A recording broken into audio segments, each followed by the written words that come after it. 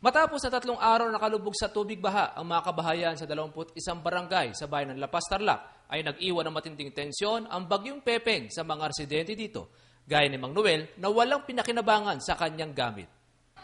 Sa totoo lang po, ngayon lang nangyari itong napakalaking baha na ito kasi ng mga nakakaraang panahon po.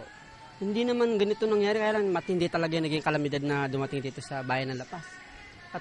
Ayon sa mga nasalanta ay hindi nila inaasahan ang mabilis na pagtaas ng tubig kung kaya't panatag sila na ito ay gaya lamang ng dating baha sa kanilang lugar.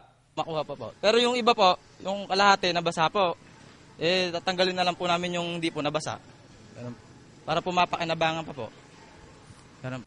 Si Aling Turing, salaysay niya ang kanyang naranasan sa ibabaw ng kanilang bubungan. Ayon sa kanya, sa bubong na lamang sila nanatili ng 3 araw na mag-anak. Ay, malaking baha po dito noon.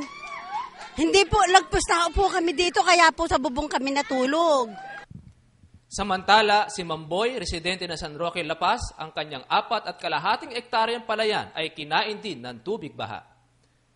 Halos hindi kami makatulog dahil dumating yung maga hanggang hapon, hanggang gabi.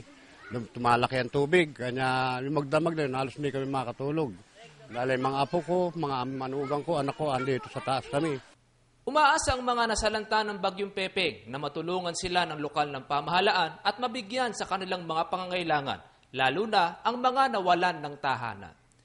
Berhilio Bunag para sa Hataw Balita ng UNTV News Worldwide.